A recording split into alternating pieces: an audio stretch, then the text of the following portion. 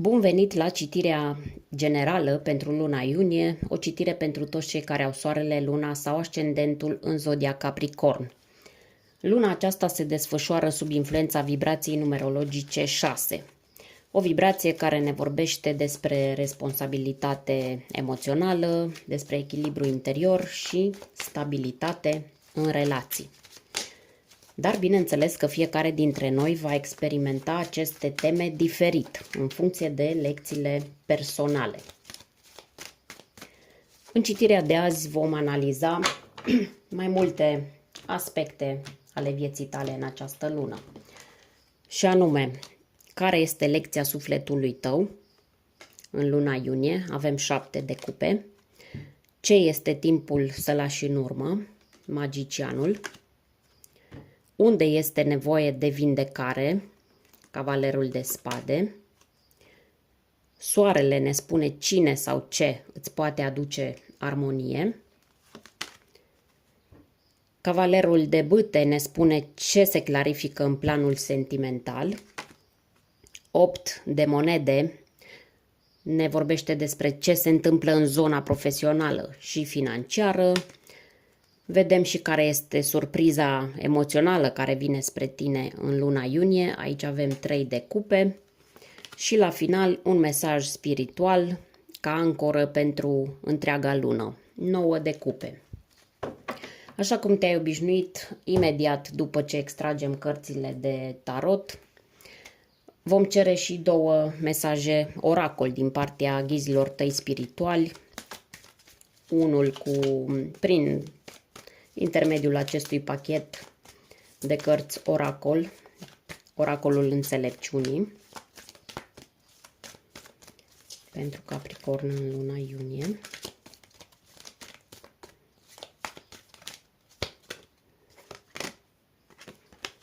Numărul 9, insula Comorii. Așa, și al doilea mesaj din pachetul de cărți Secretul, cărți de manifestare.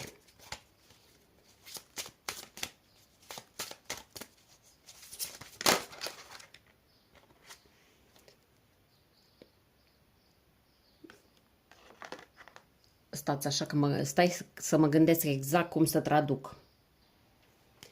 Îi putem spune: trăiește cea mai bună zi din viața ta. Un titlu care inspiră optimism, prezență și intenție clară. Mesajul vorbește despre alegerea conștientă a energiei tale din această zi și despre puterea gândurilor tale de azi, nu de ieri. Revenim asupra acestui mesaj la finalul citirii pentru că merită pus în legătură cu tot ce urmează. Ca de obicei pe acest canal, mesajele oracol le interpretăm la finalul citirii pentru că ele vin ca o încheiere subtilă, o sinteză din partea ghizilor spirituali și au sens deplin doar după ce ai auzit toate mesajele de tarot. Acum să începem cu prima carte, care ne vorbește despre lecția sufletului tău în luna iunie. Aici avem 7 de cupe. Lecția acestei luni este despre claritate interioară într-o mare de opțiuni. Ai ajuns într-un moment în care sufletul tău e chemat să distingă între dorințe reale și iluzii, între ce vrei și ce ai nevoie cu adevărat. Această carte nu arată doar multe alegeri, arată și riscul de a te pierde în ele. Unele promisiuni pot părea atrăgătoare, dar nu toate îți hrănesc evoluția. Lecția profundă aici este discernământul. Nu tot ce strălucește e aur, iar uneori sufletul tău știe deja răspunsul, dar mintea încă ezită. În tarotul clasic Rider-Waite, 7 de cupe înfățișează o figură care se uită la 7 cupe pline cu simboluri. Unele minunate, altele înfricoșătoare. Acesta este un simbol al tentației, al visării fără acțiune, dar și al puterii de alegere.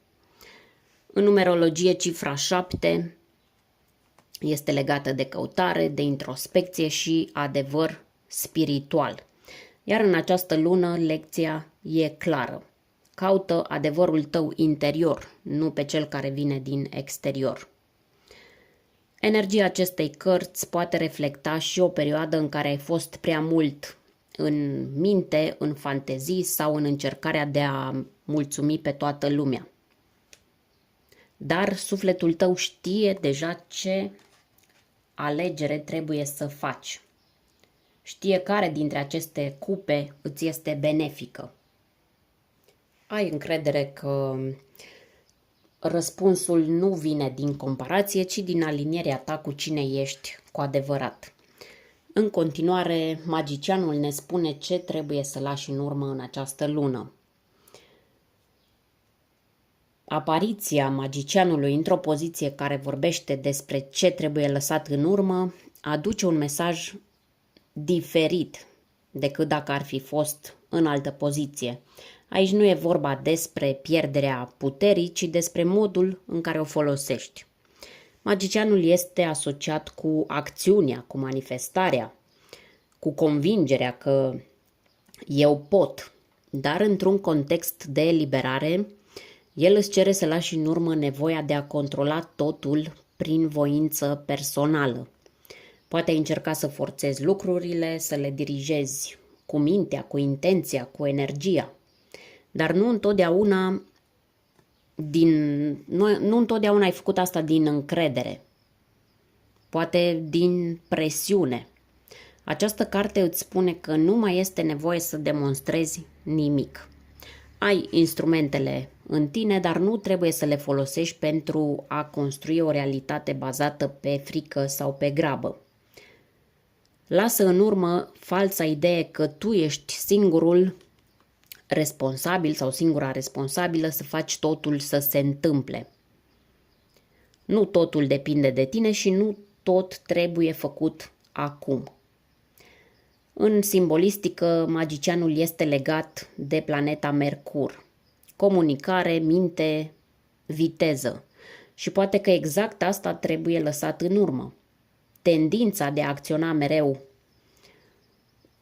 din mental, tendința de a găsi soluția logică în locul intuiției. În numerologie, această carte este asociată cu numărul 1, începutul, potențialul, dar uneori pentru a începe ceva cu adevărat autentic trebuie să renunți la vechile mecanisme de a face și să te lași ghidat de o altă forță. Care anume? Să te lași ghidată de încrederea în flux. La poziția a treia, Cavalerul de spade aduce o energie rapidă, uneori impulsivă, o energie de tipul mă duc și rezolv, indiferent de ce se întâmplă. Dar când apare într-o poziție care indică unde e nevoie de vindecare, acest cavaler îți arată exact partea din tine care acționează fără să simtă sau fără să asculte mai întâi. Este vorba despre acea tendință de a intra în luptă imediat, de a răspunde în grabă, de a trage concluzii și de a forța o rezolvare, mai ales în conflicte sau în discuții tensionate. Poate că în ultima perioadă ai fost într-o stare de alertă mentală continuă, în care ai simțit că trebuie să te aperi, trebuie să dovedești ceva, trebuie să argumentezi.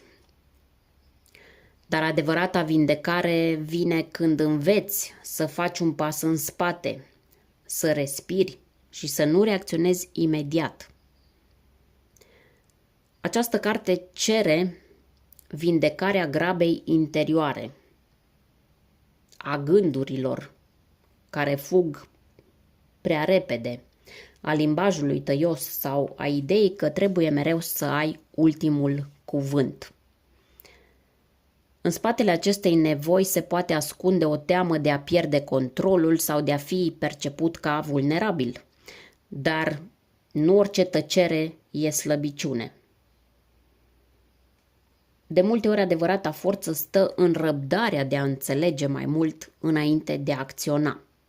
Aceasta este o energie specifică aerului, mental, rațional, orientat spre acțiune, dar pentru tine, fiind Capricorn, luna aceasta te vindeci nu prin viteză, ci prin înțelepciunea de a alege momentul potrivit.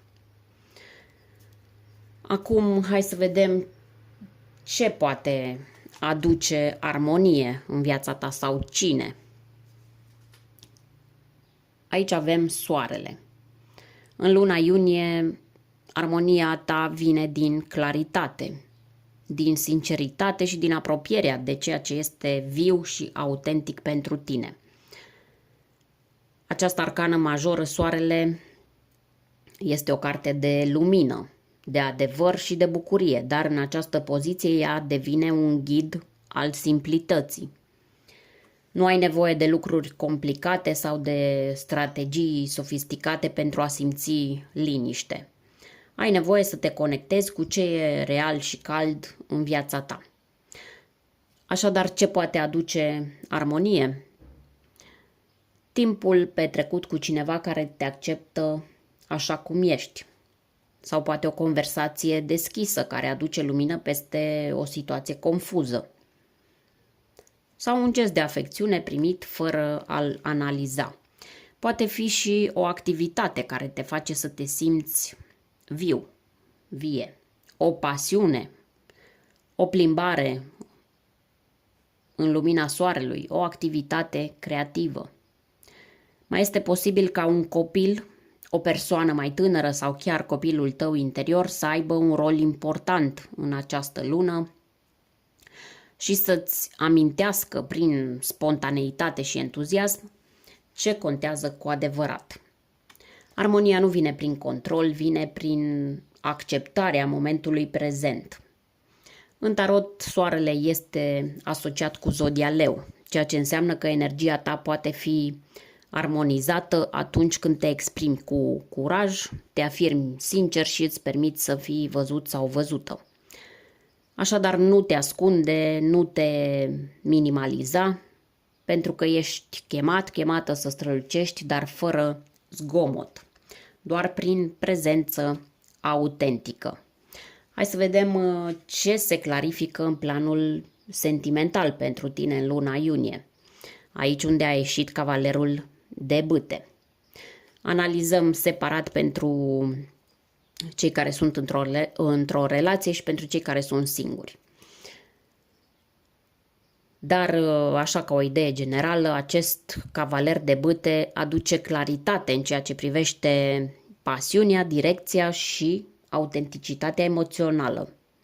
Este o energie de foc, impulsivă, entuziastă, dar uneori și instabilă.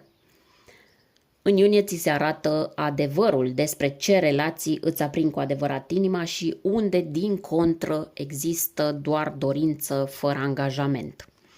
Dacă ești într-o relație, această lună îți oferă ocazia să vezi dacă relația în care ești merge în aceeași direcție cu tine. Cavalerul de bâte poate indica o perioadă în care partenerul sau partenera pare dus pe val, pare mai preocupat sau mai preocupată de propriile scopuri sau pare că are multe idei și inițiative, dar este mai puțin ancorat sau ancorată în stabilitate. Vei simți nevoia de mai mult angajament real, nu doar de planuri și promisiuni, ci și de fapte concrete. Poate apărea și o întrebare importantă. Mergem împreună înainte sau doar alergăm în paralel? Dacă au existat tensiuni legate de lipsa de consecvență,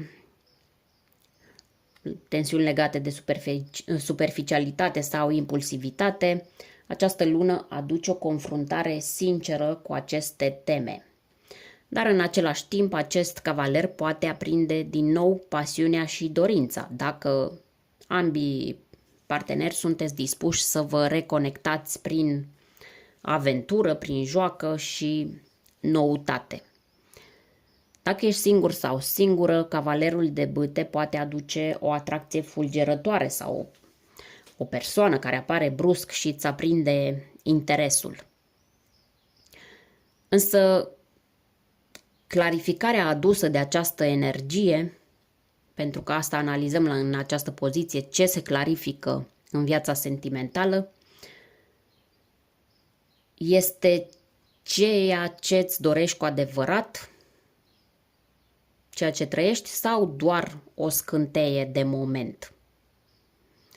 Poți simți o puternică atracție față de cineva pasional, entuziast, poate chiar ușor rebel, foarte posibil dintr-o zodie de foc, berbec, leu sau săgetător.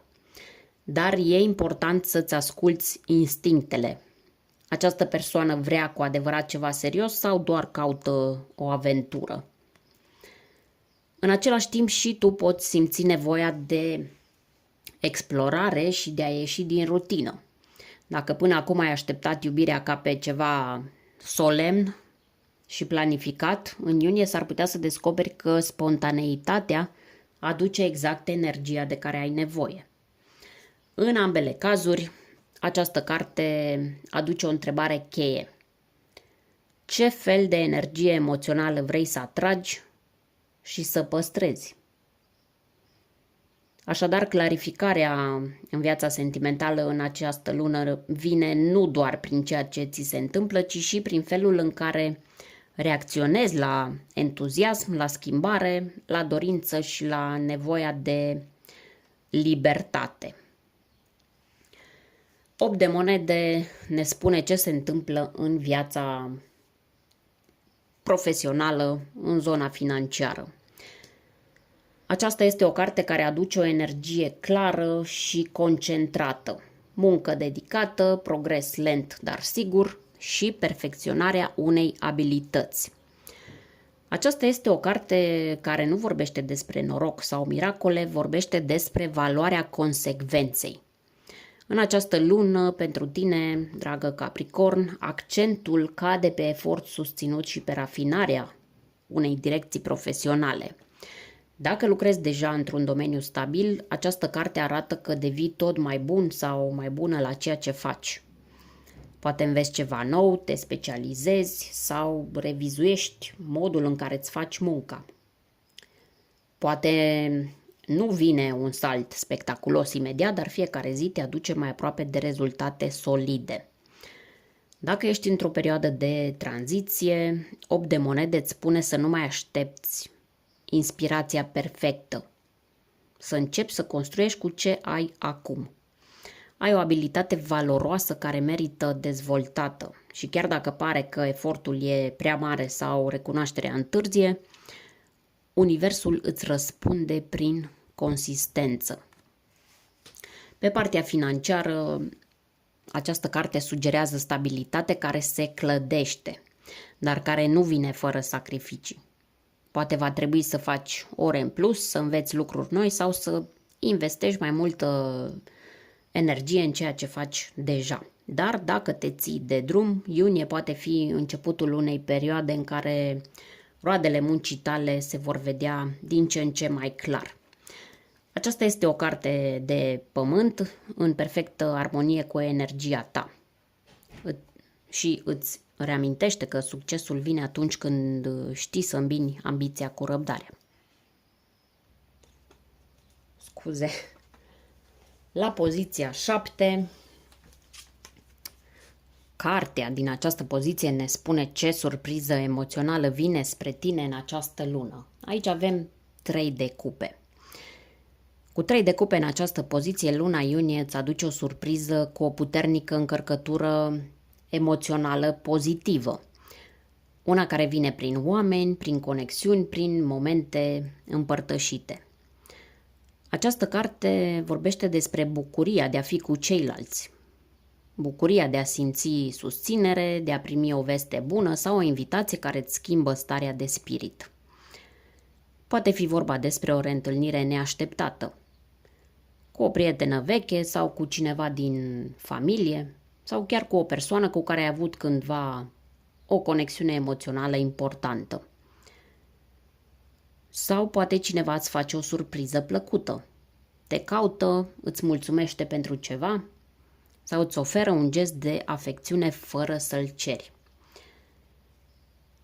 Pentru unii poate fi chiar o celebrare, o veste bună legată de o sarcină dusă la bun sfârșit, o veste bună legată de un proiect reușit sau un moment care merită onorat. Nunta unui prieten, o petrecere, un eveniment care aduce oamenii împreună. Aceasta este o carte a legăturilor sufletești. Vorbește despre prieteni adevărați, surori spirituale sau despre sprijin venit de unde nu te așteptai. Această surpriză nu e grandioasă, dar e vindecătoare. Te face să-ți amintești că nu ești singur sau singură, că există oameni care te iubesc sincer și care se bucură pentru tine, chiar dacă o fac în tăcere. Aici mai este și un îndemn. Dacă ești invitat sau invitată undeva în luna iunie, acceptă. S-ar putea ca exact acolo să se petreacă ceva magic.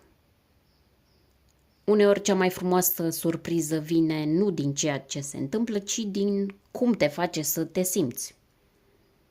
Probabil te face să te simți văzut, acceptat, te face să te simți parte dintr-un suflet colectiv. Ultima carte nouă de cupe ne spune care este mesajul spiritual pentru întreaga lună. E timpul să recunoști tot ceea ce ai devenit și să te bucuri sincer de cine ești acum. Această carte este cunoscută drept Cartea Dorințelor Împlinite, am mai spus-o și în alte citiri, dar la nivel profund ea vorbește despre împlinirea interioară care vine atunci când nu mai alergi după aprobări din exterior. Luna aceasta, ghidarea spirituală este să-ți dai voie să simți satisfacția, nu doar să bifezi obiective. Poate ai fost mereu cu ochii pe următorul pas, pe ce mai trebuie făcut, dar acum e momentul să te oprești o clipă și să realizezi cât de departe ai ajuns. Bucuria ta nu are nevoie de justificări. Ai dreptul să fii mândru sau mândră de tine fără să te scuzi pentru asta. Această carte este și o reamintire că dorințele tale nu sunt prea mari. Iar împlinirea nu trebuie să vină din compromis, ci din aliniere cu ceea ce te face cu adevărat fericit sau fericită. Dacă ai cerut ceva de la univers, dacă ai cerut iubire, ai cerut echilibru, stabilitate, recunoaștere, poate, e posibil ca în luna iunie să primești semnale clare că visul e aproape. Poate nu e complet manifestat, dar e în formare, este în drum spre tine. Să revenim la cele două mesaje oracol pe care le-ai primit și avem aici primul din oracolul înțelepciunii, numărul 9, insula Comorii. Acest mesaj vine ca o confirmare. Ai în tine toate resursele pentru a descoperi comoara vieții tale. Și ea nu este doar materială, este și emoțională, spirituală și relațională. Tot ce ai căutat la alții este deja în interiorul tău. Trebuie doar să ai încredere că ești pe calea potrivită și că ești demn sau demnă de a primi. De multe ori comoara nu este ascunsă, doar ne uităm noi în direcția greșită. Al doilea mesaj din secretul îți spune să trăiești cea mai bună zi din viața ta. Acest mesaj este o invitație la prezență, la alegerea conștientă a bucuriei și a magiei, aici și acum. Îți spune că nu e nevoie să mai trăiești în proiecțiile trecutului sau în fricile zilei de mâine. Astăzi e o zi bună. Astăzi e o zi în care totul poate începe din nou. Alegeți energia, nu o moșteni din trecut. Iar dacă vrei să pornești luna iunie cu o intenție nouă, îți traduc aceste afirmații. Poate alegi să le notezi, să le repeți în fiecare dimineață sau să le pui undeva la vedere ca un memento că magia începe din interiorul tău. Așadar, tot ce este bun vine spre mine astăzi. Toate dorințele mele se împlinesc astăzi. Magia și miracolele mă însoțesc pretutindeni astăzi. Poate fi o simplă zi de vară sau poate fi cea mai bună zi din viața ta. Alegerea este a ta. Așadar, dragă Capricorn, luna iunie te invită să te alegi pe tine.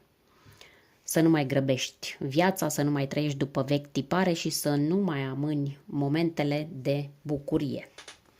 Claritatea vine atunci când alegi cu inima, iar armonia când nu te mai lupți cu cine ești. Este o lună în care adevărata ta putere nu se vede în cât faci, ci în cum simți. Și poate că cea mai mare comoară e chiar acolo unde nu te-ai mai uitat de mult, în interiorul tău. Dacă această citire te-a ajutat sau ți-a adus un moment de claritate, lasă-mi un comentariu cu sunt pregătită să primesc tot ce e mai bun. Îți mulțumesc dacă ești abonat sau abonată și dacă nu, te invit să te alături comunității, pentru că aici în fiecare lună ghidarea spirituală devine mai clară, mai aplicabilă și mai conectată la cine ești cu adevărat. Ne revedem curând cu citirea de dragoste pentru iunie, iar dacă vrei să înțelegi cum te influențează vibrația lunii iunie în funcție de numărul tău de destin, fii pe aproape, pentru că mâine cel târziu va fi disponibilă analiza numerologică detaliată, ca să știi la ce să fii atentă și cum să-ți folosești cel mai bine energia personală în această perioadă, în funcție de numărul tău de destin, așa cum spuneam. Îți mulțumesc că ai fost alături de mine și ne revedem curând.